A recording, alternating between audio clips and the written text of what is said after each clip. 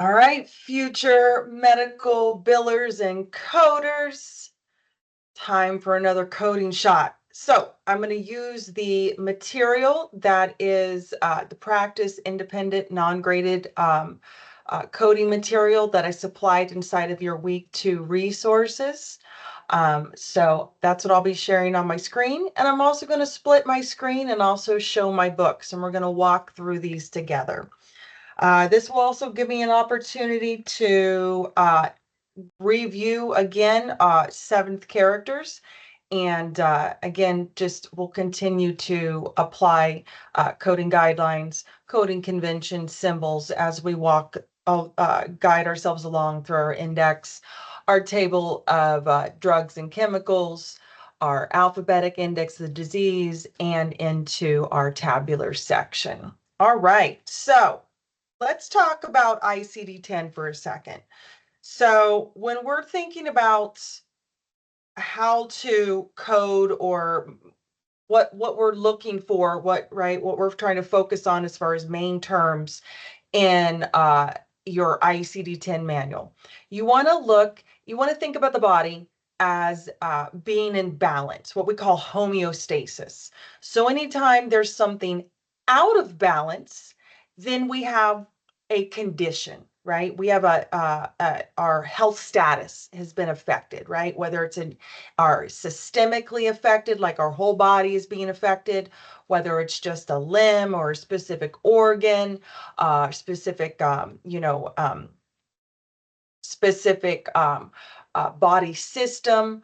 All of these are going to lead us, right? Those descriptive words of what is occurring that is causing that particular area to be out of homeostasis, right? So any time that we're out of homeostasis, they term it diseased, right? So this is where your diseases come from. This is how we describe our conditions. So when we think about all of our anatomic structures and organs and body systems, we think about like arms, legs, nose, lips, eyes, ears, heart, lungs, right? So those are our body organs, body systems. Now, when there's something wrong with them, okay, there's going to be a descriptive term that leads us to our main term inside of our ICD-10 index. So, for example, if I had a lacerated liver, okay, having a liver isn't a problem. That's a good thing, right? That organ helps keep us in homeostasis. However, it has been damaged, right? It now has a condition, and that condition is lacerated. So the words you'll be looking for in your index would be lacerated. And then you would proceed to identify the organ or site that is lacerated. And our example was a liver, right? So think about if it was a laceration to your hand, okay? So now we have different system. So now you're asking yourself, okay, is the skin lacerated? Is the muscle lacerated? Is the bone affected? So we're always asking ourselves those next level questions. But the key word, the main focus is what is the problem with this particular body area? What is the patient's chief complaint, right? Because that's going to clue us in as to where we need to start inside of our index. When nothing's wrong, right? The body's in a state of homeostasis, right? Then the frequency of encounters to the physicians is few and far between. Now, you can be well. Your whole body can be in homeostasis and be in balance and have nothing wrong with you. And you can still have an encounter with a physician, right? So we also have a section in our ICD-10 manual that's for all other reasons to encounter a physician outside of a chief complaint, right? Outside of something being wrong with us. So let's say, for example, you go for your annual wellness, your preventative exam. Those are usually done, on an annual or year-to-year basis. So you can present to the doctor for a well checkup, right? Don't have any complaints, just here for my yearly maintenance, little blood checks, and typically they're going to be age-based types of preventative exams, and the doctor would code it for a preventative exam encounter. Those codes will come from your chapter 21. We call those Z codes. So anything outside of chapter 21 is going to be focused on signs and symptoms or specific body system conditions, right, that are affecting the body, keeping it from being in balance. All right, so I'm going to share my screen. I also recommend to you all to review those bonus videos that I've supplied inside of your week 2 resources announcements. So there are some videos that are specific to your coding guidelines, and I'm going to share my screen so I can walk you through these, and then you can go back and check them out. So in your week 2 resources,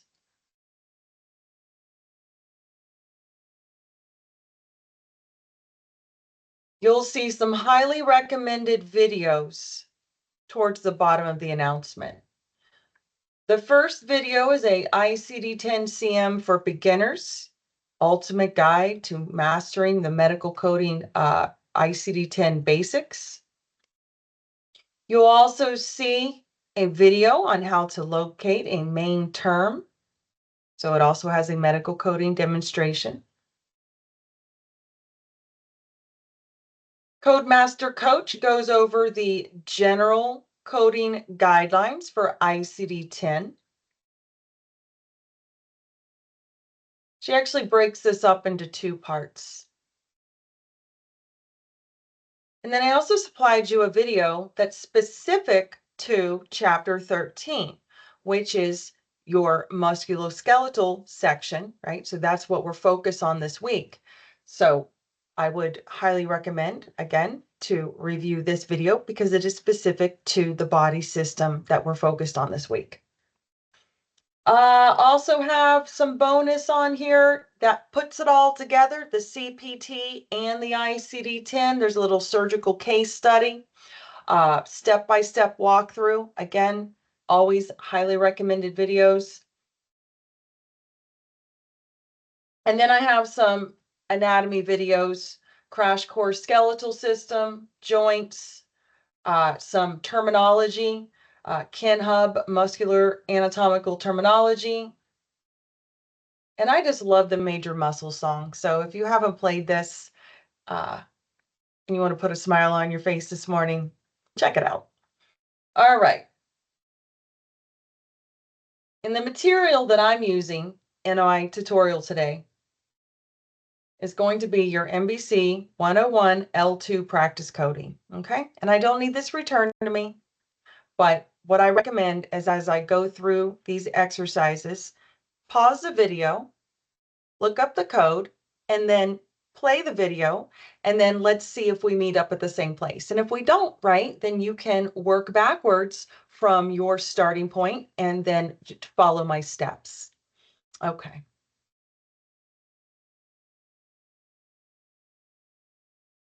I'm going to share my screen here.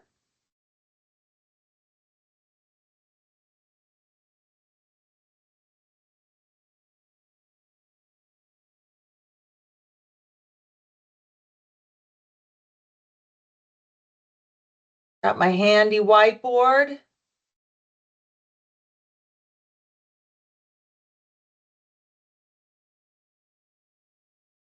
Let's move that out of the way. So today is ICD-10 forensics. Base questions. Why are they here? That's our chief complaint. What organ or anatomic site or body system is being affected? And then what is the condition of this system? Organ, anatomic site, right? So that's the descriptive word that's going to tell us, guide us into our index.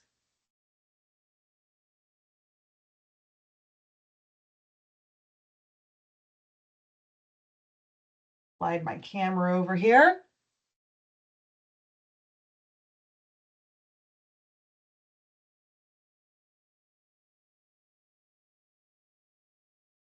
Okay, so before we get into our codes, again, just want to triple review some specific information regarding how the book communicates with us, right? So remember that your ICD-10 manual communicates to us through symbols, conventions, and instructional notes. Next, you have your guidelines. So again, there are some videos on this inside of your announcements that'll be really supportive. But go ahead and check this out. They start on page 2. And the first section talks about the differences between the alphabetic index and the tabular list, the format and structure of codes, the use of codes for reporting purposes, placeholders, seventh characters, abbreviations in the index and the tabular list, punctuations, other and unspecified codes, includes notes, inclusion terms, excludes notes 1 and 2.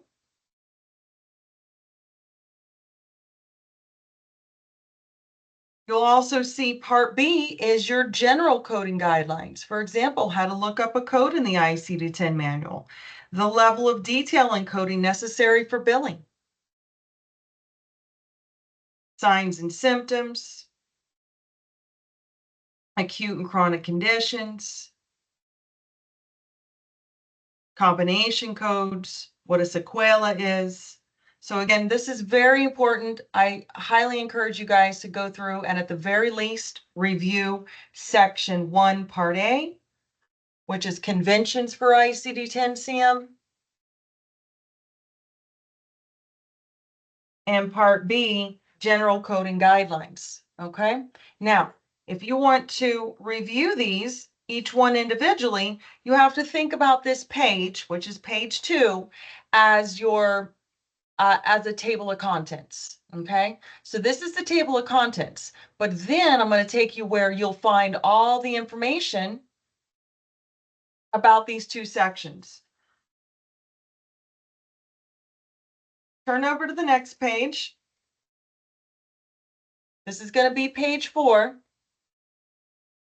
And this is where your first appendix starts. So again, section 1, conventions and coding, general coding guidelines. I also recommend taking the time, as I've already done, and highlighting all the bold sections. It makes it stand out a little bit more when you go to review, or you need to review for a specific convention or symbol. Also notice here, the same information we were talking about yesterday about excludes 1 notes, excludes, let's see here, excludes 1 and excludes 2 notes. That's on page 5. And then starting on page 7 are your general coding guidelines. At the very least, again, I'm going to repeat it, at least read over these 2 sections, okay? Because this is really the manual, the instructions on how to use this manual. The next thing I want to guide you to, and again, there's already a video in place for chapter 13 guidelines, but I want to go ahead and show you where those guidelines are located.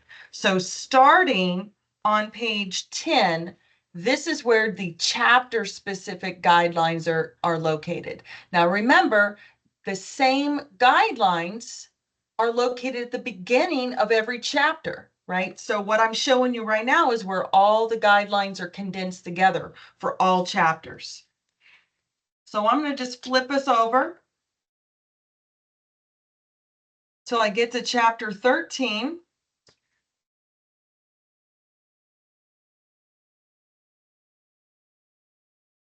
And you'll see that your chapter 13 guidelines are on page 27. Okay. And there's a guideline on site and laterality, bone versus joint, acute traumatic versus chronic and recurrent skeletal conditions. There's instructions on the coding of pathological fractures.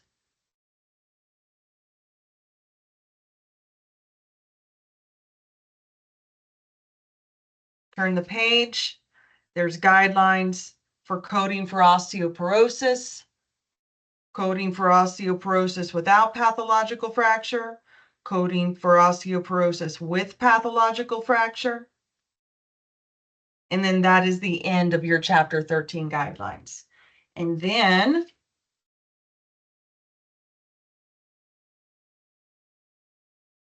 you also have those same guidelines listed right in chapter 13. Okay. All right, so that's what we're going to focus on. So the focus of these codes is going to be what I refer to as your M codes, right? And why do I do that? Because chapter 13 is M00 through M99.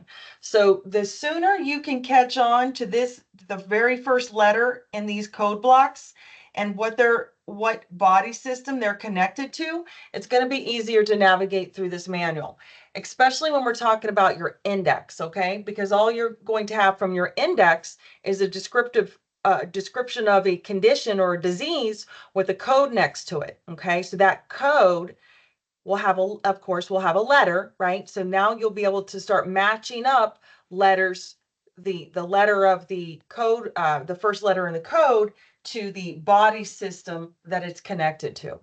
All right, so let's do some practice here. And I'm going to do my highlighting. Now, this week, I'm focused on ICD-10. So the goal is to identify those descriptive terms that help explain what is wrong, what's going on with the patient, right? Why are they here? What's happening? So let's look at the first one.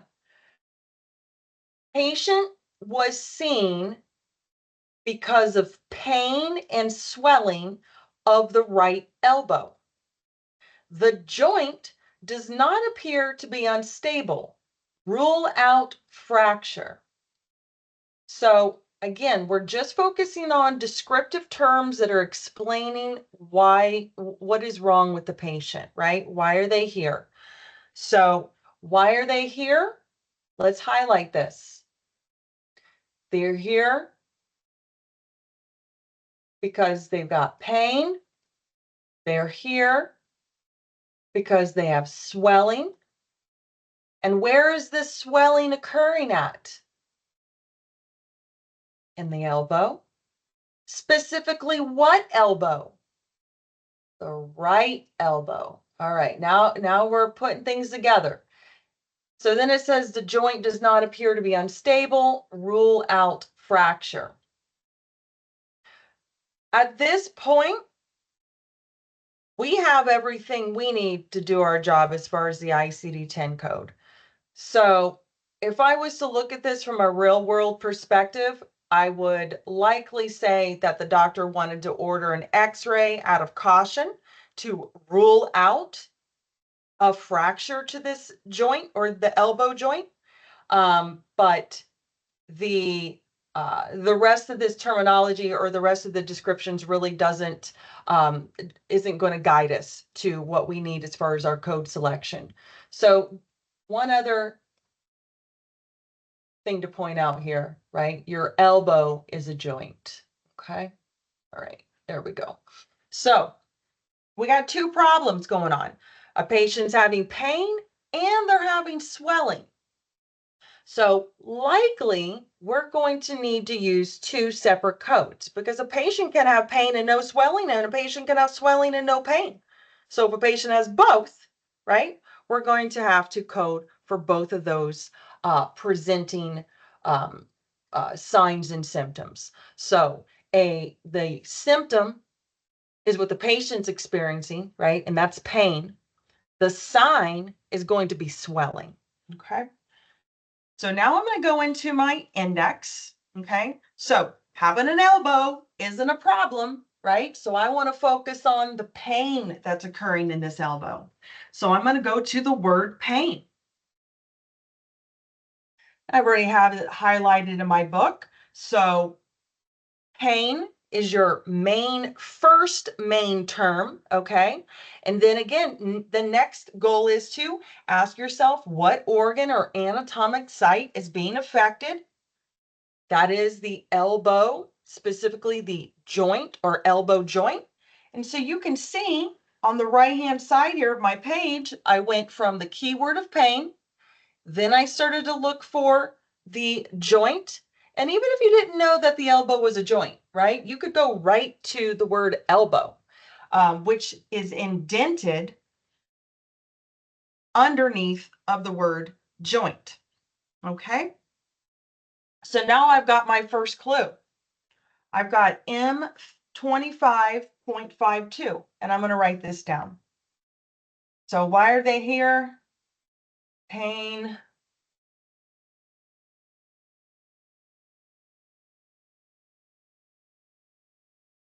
swelling, what organ and anatomic site? Elbow, joint. Okay. So now I'm going to write down M25.52. Ooh, and look at that. The book's already given us clues. Already got a red stop sign there. So this stop sign from your index is telling you, hey, heads up, this isn't a complete code. They're going to want more from you. So then you're looking back and going, what could they possibly want more, right? How could I further explain what's going on with this patient's elbow? Maybe it's because we need to describe what elbow, right or left, right? So let me not overlook this. It's not just the anatomic side of the elbow joint, but it is the right elbow, right?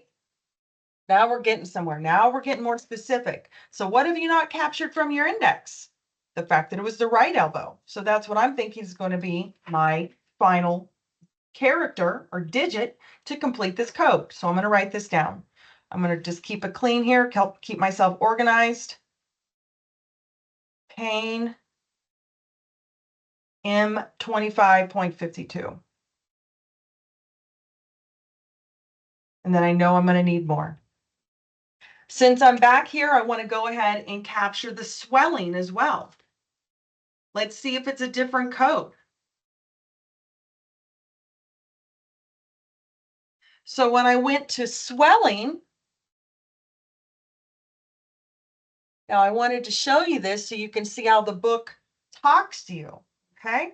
So when we went to the keyword of swelling and we started to look for elbow, didn't find anything. But we found joint. Now, what does it tell us? It says, hey, if you're looking for swelling of a joint, go see the keyword of fusion. So at this point, you stop, you go to the keyword of a fusion.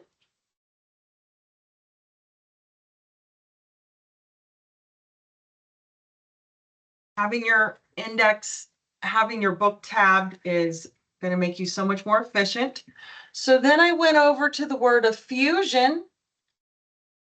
And then I just followed the directions of the book. It said, see a fusion joint. And then I identified what joint, and that being my elbow. So again, you're going to see that red stop sign. So here's my fusion M25.42. All right. So now I've got I've got all I need. Now I have to go over into my tabular section.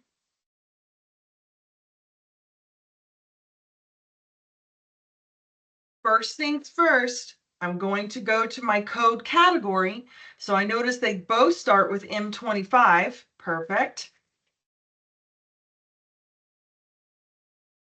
M25, the category, just has one little instructional note there and excludes two notes. So remember this about excludes two notes.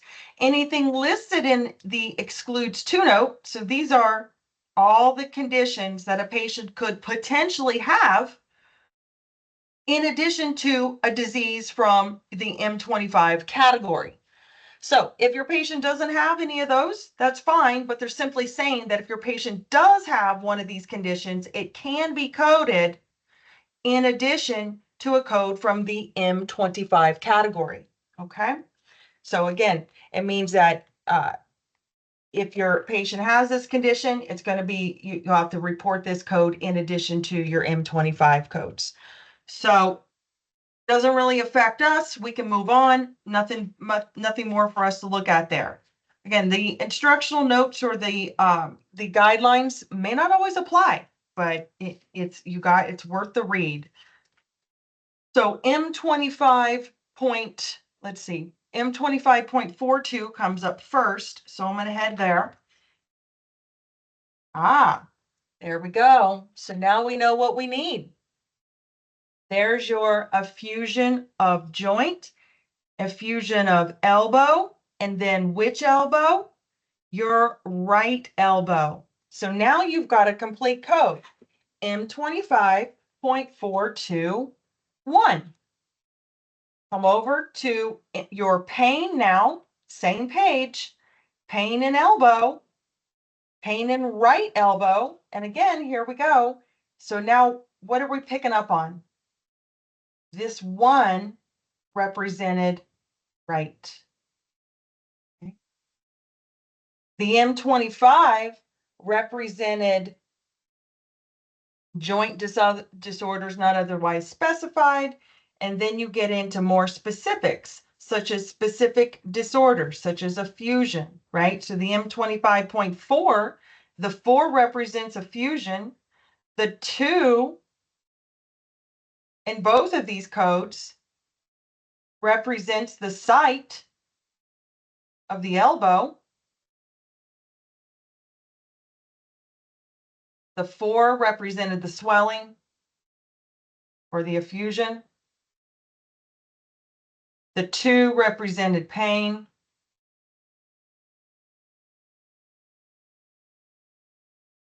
And then again, right, the M25,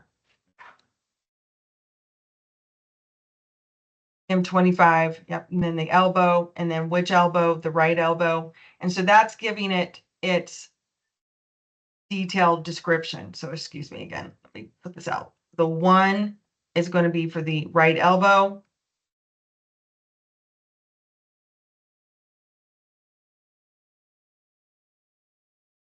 The 2 is describing, right, the anatomic site. And then the 4 represents the swelling. So you got your condition,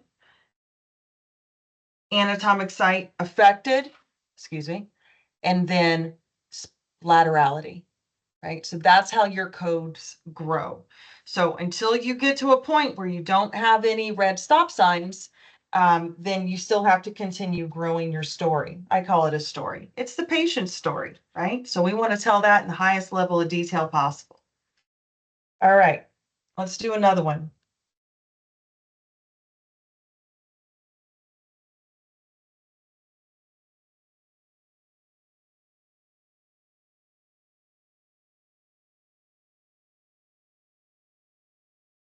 The next one, the patient took ampicillin as directed, but today returns with urticarial and swelling, classic signs of an allergic reaction. All right, so a couple little moving pieces here. Let's walk through this.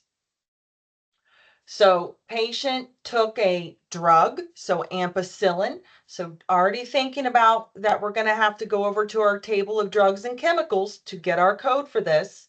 So I'm going to highlight this. The patient took ampicillin.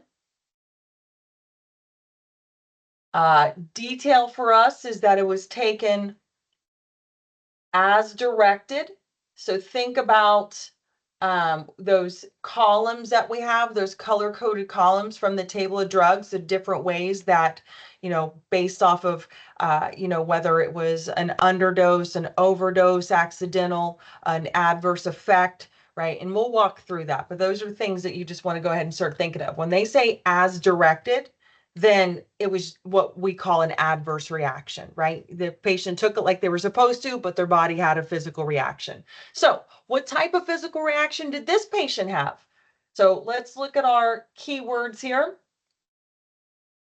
Urticarial and swelling, okay? And then it says classic signs of an allergic reaction. So now we know that the patient urticaria, I believe, is like hives. We'll look at it in a second here. And then so a patient can have one or the other, right? But sometimes a classic reaction, allergic reaction, would be the site will have some type of swelling or wheal, um, or red raised bump, and so the swelling might be part of that descriptive term, or part of that particular symptom. So let's go look at, first let's go into our index. Okay, first I want us to go to our table of drugs and chemicals. Let's find our ampicillin.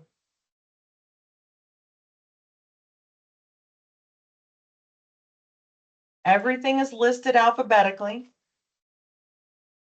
There it is. So taking you from the top, remember, you've got to look through your external cause tables here. So was it poisoning, accidental? Was it intentional? Was it an assault? Is it undetermined? Adverse effect. That's what we want, because the patient took it as directed. And then you're going to follow it down till you get to your ampicillin. And then let's write down that code, right? So why is the patient here? Allergic reaction.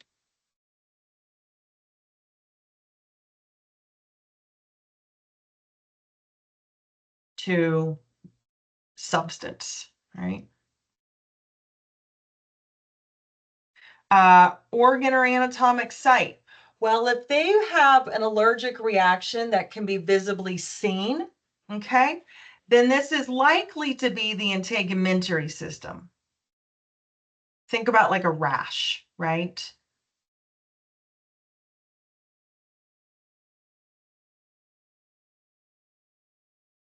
Or you can also think skin, right?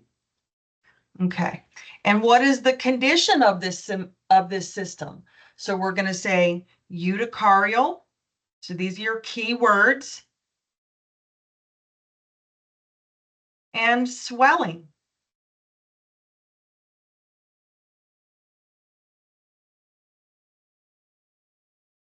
All right, so I have my ampicillin T36.0x5. Now, let me tell you something about T codes. T codes come from chapter 19. You're like, okay, and so any code that starts with a T and any code that starts with an S is going to need a 7th character. So even though the index doesn't clue you in here with any kind of red dot, you have to think about your table of drugs and chemicals as an index. This is not the stopping point. This is just starting point, and then you're still going to need to follow it up inside of your tabular section. So let's go ahead and focus on the ampicillin first, and then we'll come back and we'll do our urticarials and our swelling. So T36.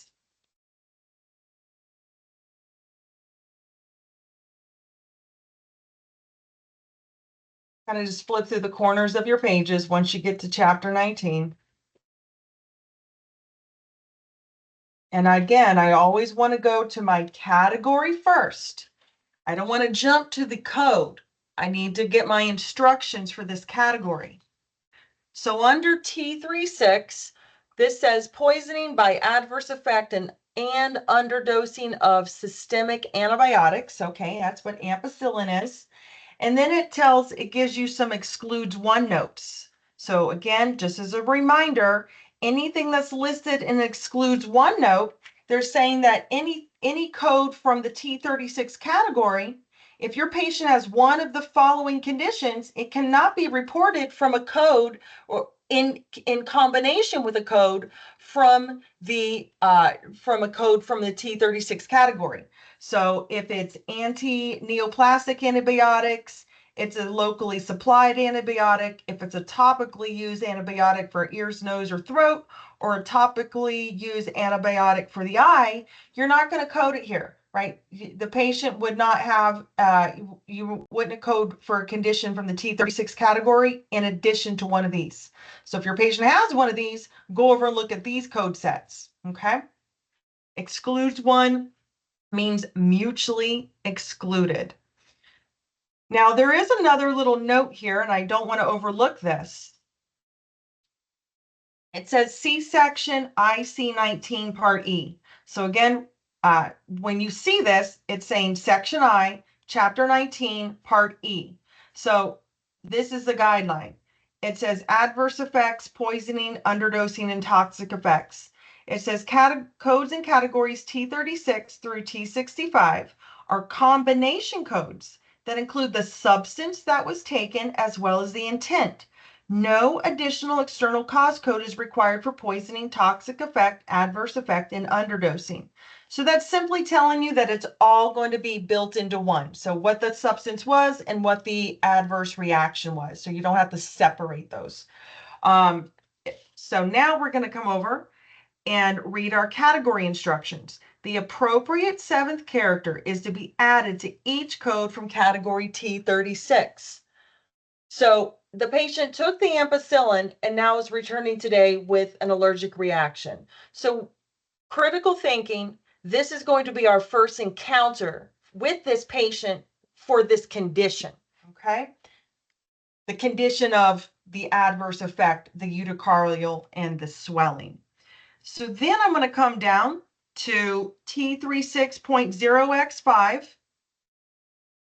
and I see I've got a stop sign there. So again, now you're going to follow it up and say, what else does it want from me, right? So that stop sign is telling you to use additional characters. So then you got to ask yourself, what additional character does it want? And that's when you got to look back through your notes and get your clues. So since this was the first time the patient was returning or coming, presenting to the physician with this condition, then we're going to code this with an A. So your final answer for the ampicillin is going to be T36.0x5A. Okay.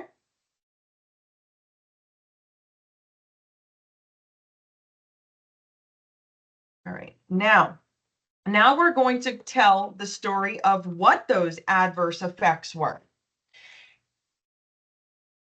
So now we're going to go back into our index, and this time I'm going to go to urticarial.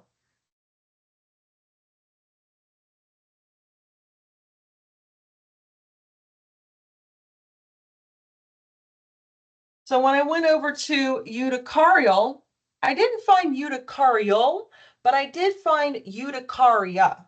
And I also encourage you guys to look up codes, descriptive codes in just by Google or even in your Webster's or your Merriam dictionary, so you can get a better idea of what urticaria is. So I'm going to do that right now.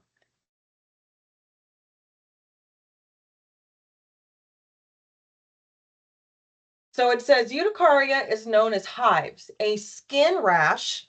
I'm glad we did this, right? I want you guys, when we're not familiar with what a condition is, right? Let's look it up. Let's see what body system affects. Let's look at some descriptive terms of how it would present on a patient, right? Whether it's pain, swelling, how is it affecting the patient? So red, itchy, bumps on the skin. Bumps can sting. They can be as small as a pinhead, as large as a dinner plate. They can change in appearance within 24 hours. Hives can also cause swelling deep in the skin, known as angioedema. So here we go. Red, raised, itchy. That's going to cover us for that swelling. Okay. So when something is raised, then it's swollen as well. And now we've got a better idea of what this is. All right, awesome.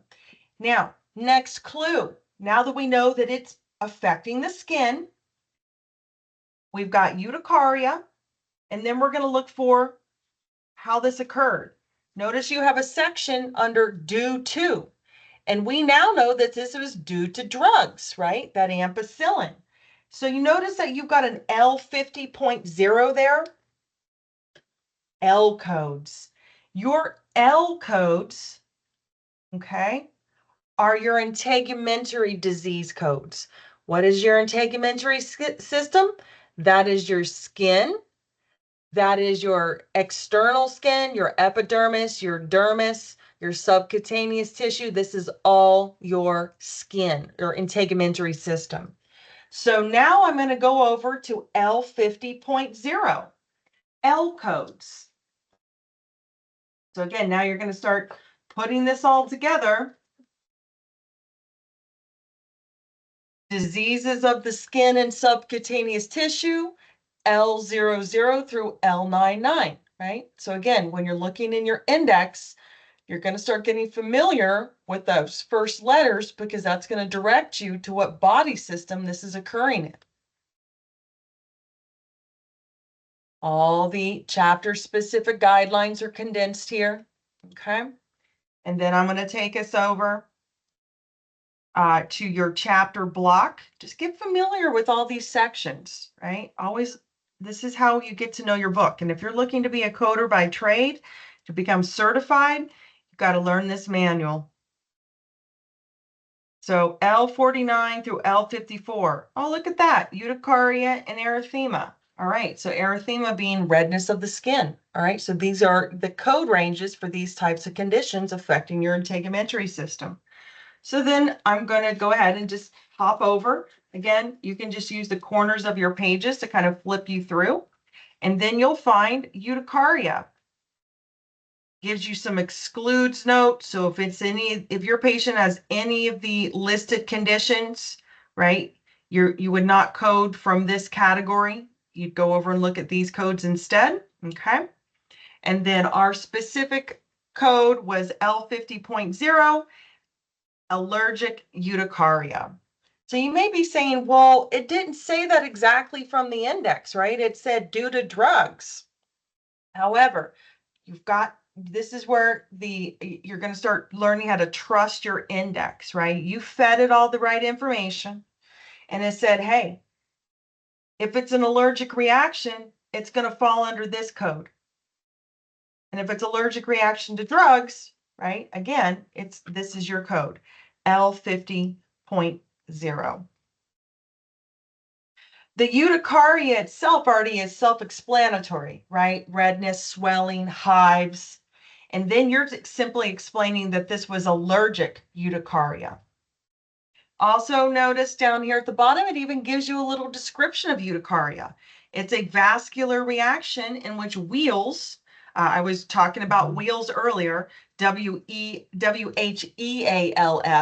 So this sort of like just kind of just looks like little circular patches, right? Raised, might even have some edges that are irritated, right? Sort of like what a wheal, that's kind of what a wheal is. And then surrounded by a red halo, right? Exactly what I was giving you there. It's your little red halo.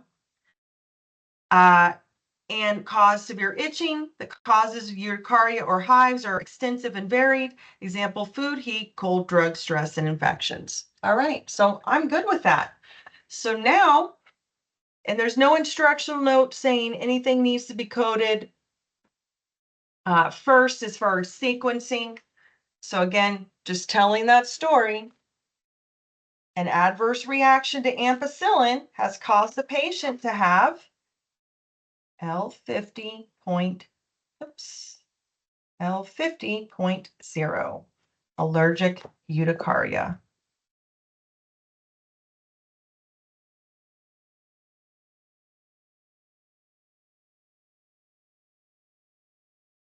All right.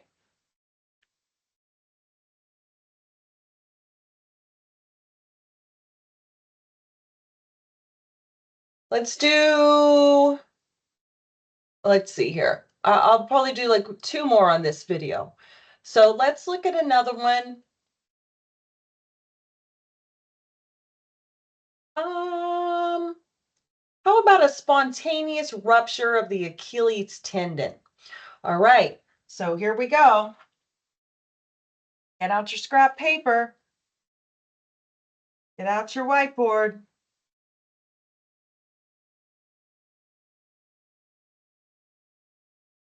Let's get our key words.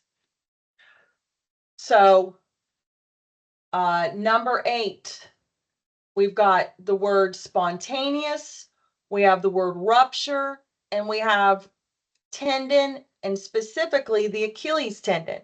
So let's highlight this. What is anatomic location? A tendon, specific tendon, Achilles. So this is going to be in your foot. And then what's wrong with it? It's ruptured. Specifically, what type of rupture? A spontaneous rupture. So your base word is going to be rupture, okay? The type of rupture is spontaneous. The location of this spontaneous rupture is in your tendon, specifically the Achilles tendon. You got tendons all over your body. All right. So, got to have a starting point though. So my starting point with this one is going to be the word rupture, okay? So back over to my index.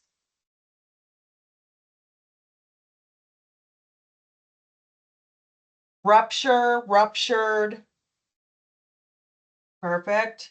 There's my first keyword. And then I'm going to follow this through. And I'm either going to start looking for the type of rupture, or I'm also, as I'm skimming through here, I'm going to start looking for tendon, Achilles tendon. Let's see what we find.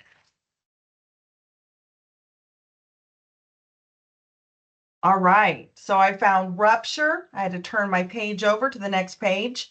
Now I have my site. Now, what did it tell us? It said this was a spontaneous. All right, so non-traumatic spontaneous, okay.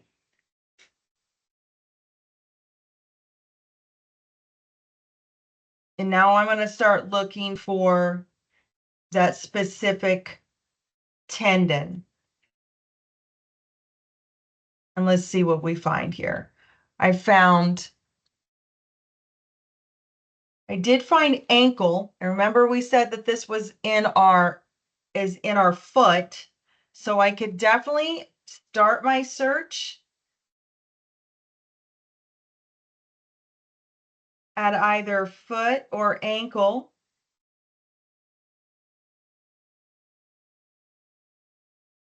I could even start over here at M66, the category, and start looking from there.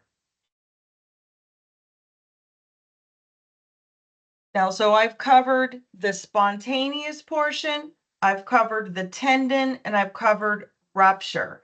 So the only thing I haven't covered from my index is that exact site of the Achilles tendon, okay?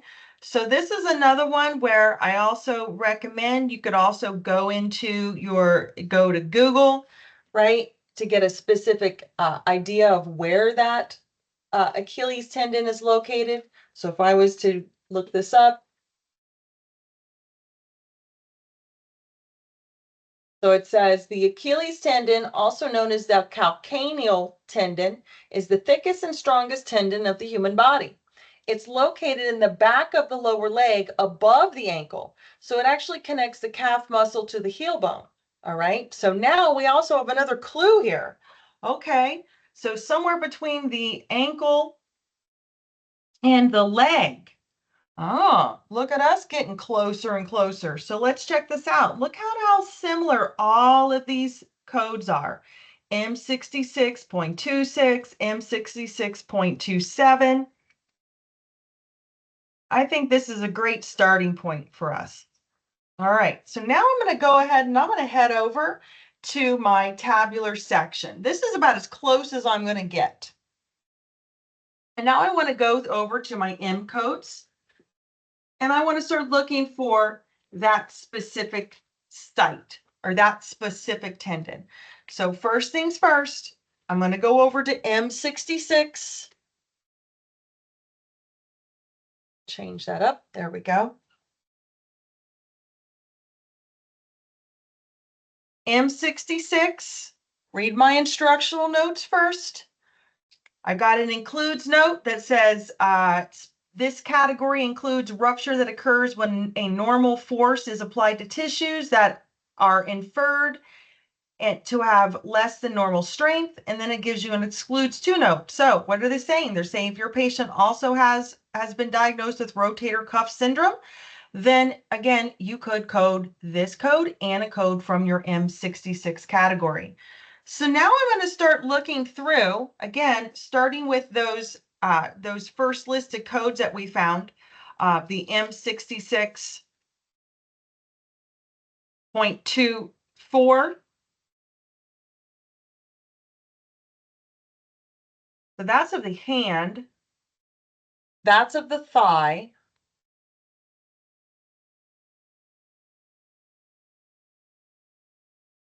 Now this is of the spontaneous rupture extensor tendons, lower legs. Here's one for the ankle. I would really like to get to where we actually read the word Achilles tendon. That's my goal. So I want something that is connecting both the ankle and the foot.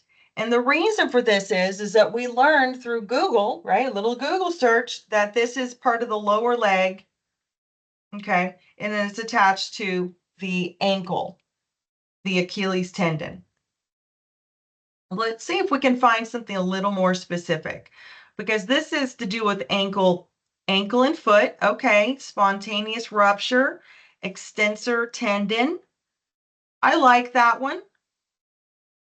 Unspecified. Do they tell us what foot? They don't. Okay, so I'm feeling pretty good about this one. M66.27, that covers ankle and foot.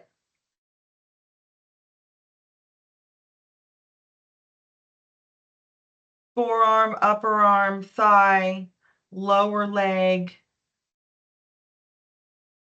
Here's another. Now, what's the difference here? Spontaneous rupture. So I have a question that I have to go and seek out some information on. What's the difference between an extensor and a flexor tendon? Okay, so it looks like we got to know just a little bit more. Okay, so what is the difference between a flexor and a extensor tendon? Let's look it up.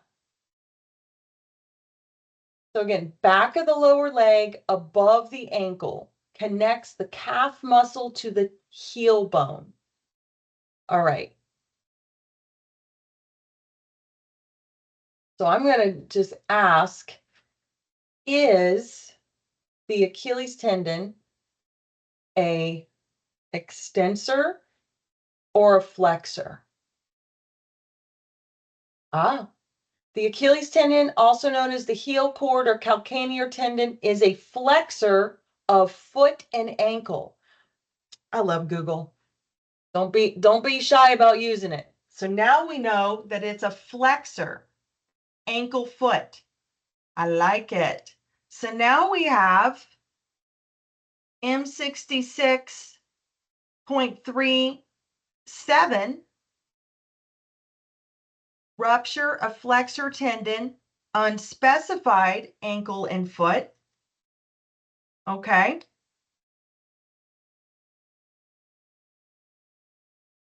And then if you look, the other category, for example, M66.8 is other tendons, right? So we don't have an other tendon. We've identified the Achilles is a flexor tendon.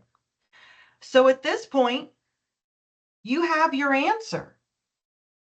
We don't know whether it's the right or the left because it was not specified. So we're going to go with M66.379. Gotta love Google. But pay attention to those details. That's what's important, right? Because you're looking at this and you're going, wait, that says ankle foot, that says ankle foot. What's the difference? Your difference is that keyword there, flexor versus an extensor. And again, you've got to want to be curious. You've got to want to know more. That's how you're going to build on your terminology. This is how you're going to build on your understanding of the diseases that affect these body systems. All right, so our final answer on this one, now that we know an Achilles tendon is the flexor tendon and we know where it's located, now you've got your final answer there. All right, I'll do one more. Let's look at, let's see here. Let's do a patient losing her sense of smell after a bout of the flu. Okay, so patient, what is the chief complaint here? Loss of sense of smell. Now, this occurred after a bout of the flu. So I'm thinking to myself, I don't know if this is going to be included.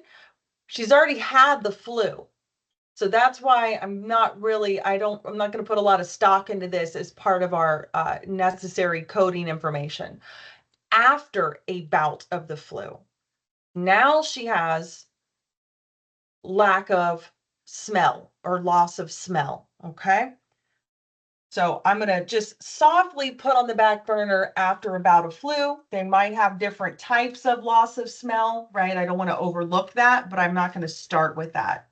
So I'm going to go over to my L's, right? So what is smelling isn't a problem, but loss of smell is, right? So loss is a good word to start with.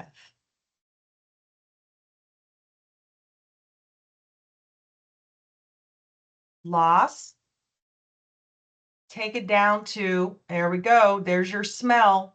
And now the book is talking to us. It says, hey, if you're looking for loss of sense of smell, you got to go over to disturbance, sensation, smell. Okay, so I just listen to my book.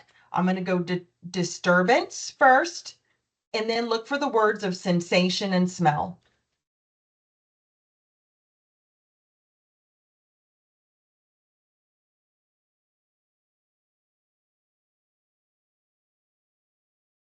Use your corners of your pages here. All right, disability. Disturbance. Where's disturbance? Disease, disorder, lots of disorders. Where's my disturbances? Getting close, getting close. Disturbance. Here we go. And then it was disturbance, sensation. Here we go. Keyword disturbance, sensation, smell, R43.9. Beautiful. So now, ooh, a new section. Signs and symptoms. Those codes start with an R. So now we know that this is a symptom. Loss of sense of smell. So now I'm going to go over to R43, taking you to a new chapter. Your R codes are chapter 18. Chapter 18 covers symptoms, signs, and abnormal clinical and laboratory findings not elsewhere classified. I want to read you a little bit about signs and symptoms before we end this video here. So it says Chapter 18 includes symptoms, signs, and abnormal results of clinical or other investigative procedures and ill-defined conditions regarding which no diagnosis classifiable elsewhere is recorded. Signs and symptoms that point to a specific diagnosis have been assigned to a category in other chapters of classification. So it says that these are acceptable for reporting when a related definitive diagnosis has not been established or confirmed by the doctor. All right. So again, these are your guidelines. And then I'm going to go over to R49, or excuse me, R43. The little tiny section here. No instructional notes for this particular code category.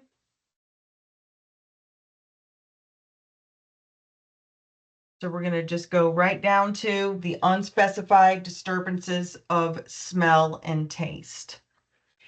All right. And now you're like, well, wait a minute. From my index, I just wanted smell.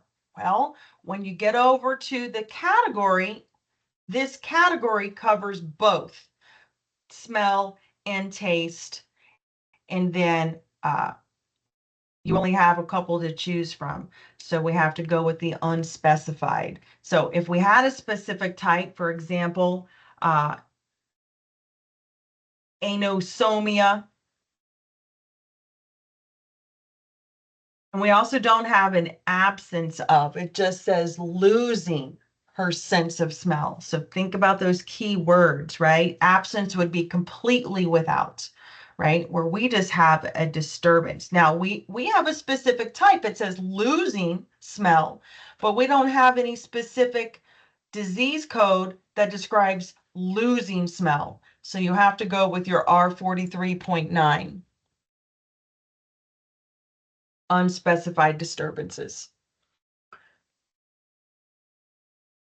So the fact that she had the flu, right? The flu has now resolved itself. And what she has remaining, the symptoms that she's presenting with or experiencing is a loss of smell. So the flu at this point has nothing to do with coding our case. All right, so that'll wrap up today's ICD-10 coding shots. Plenty of material there for you to work with. Feel free to code your cases. You can send them to me. I can check them out and give you some feedback. Also, guys, if you'd ever like me to go over your misconcepts from your coding exams, feel free to shoot me a message. I'm always happy to review your concepts from your coding exams to help you be your best coder possible. All right, so I'm going to end this video and I will see you in the next episode.